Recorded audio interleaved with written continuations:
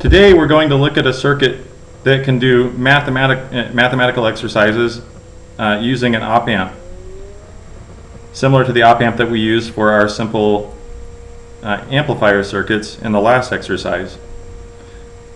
The first such circuit that we're going to look at is called an integrator, and an integrator is an example of a low-pass filter similar to the RC circuits that we examined 2 classes ago.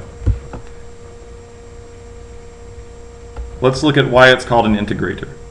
So first, we know that when an operational amplifier is connected in negative feedback, the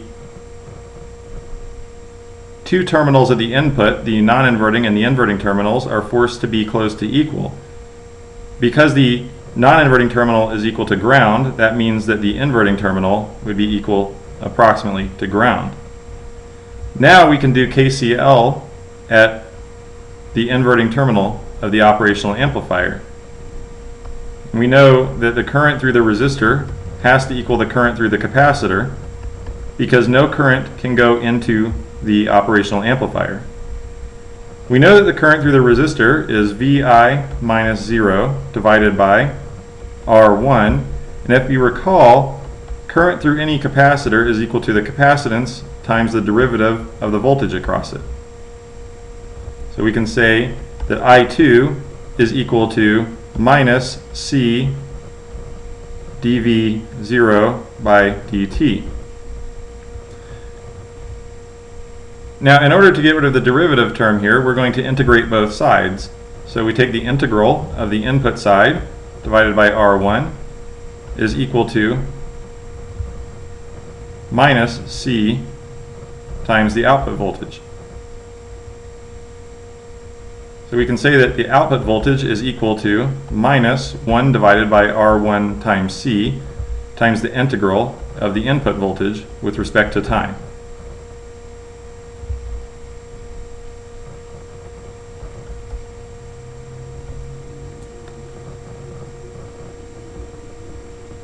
So what this means is the output voltage is the integral of whatever the input voltage is with some RC time constant associated with it.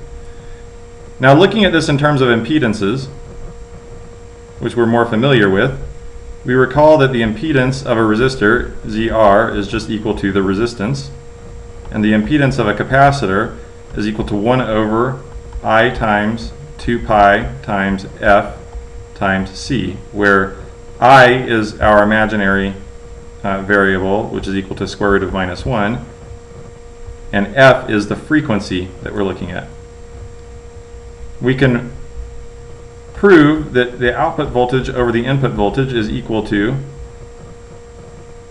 1 divided by I times 2 pi times the frequency times R1 times C. And if we were to plot this on a logarithmic scale in terms of frequency,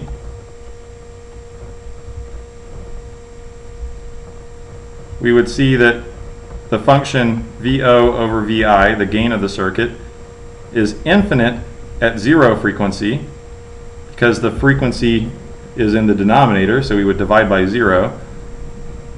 And it would roll off like a low-pass filter, crossing the unity gain point at 1 divided by 2 pi R1 times C. The problem with such a circuit is that gain being infinite or very large at low frequencies can lead to problems because operational amplifiers can have DC offset voltages across them. And this could show up as a saturation for the amplifier. The way that we can fix that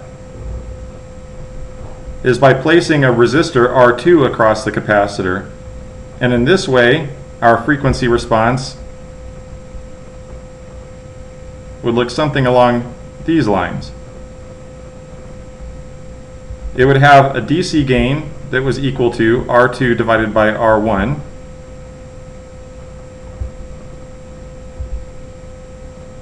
Its frequency would roll off.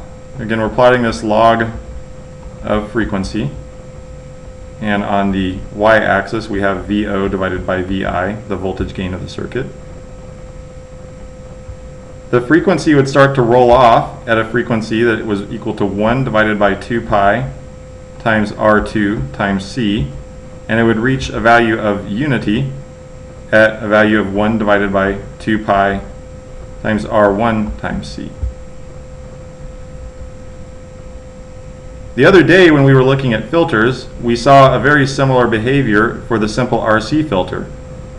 Only the RC filter did not have any gain. This circuit allows us to have gain and also performs an integration function in the region beyond where the roll-off starts. In this region right here, the circuit operates as an integrator. Now we can move this frequency by making R2 a potentiometer,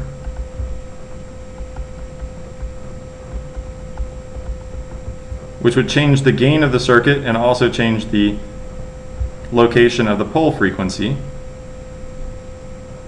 And we'll do that in the exercise in class tomorrow. So unlike the simple RC filter that we looked at in class, this circuit will give us gain, which means that our output voltage will be louder than our input voltage when we're looking at our audio signals. And like that RC circuit that we looked at, we'll get some selectivity and frequency so that we can cut out high frequency signals if we're listening to some music, or allow some of those signals to pass simply by moving where the cutoff frequency occurs.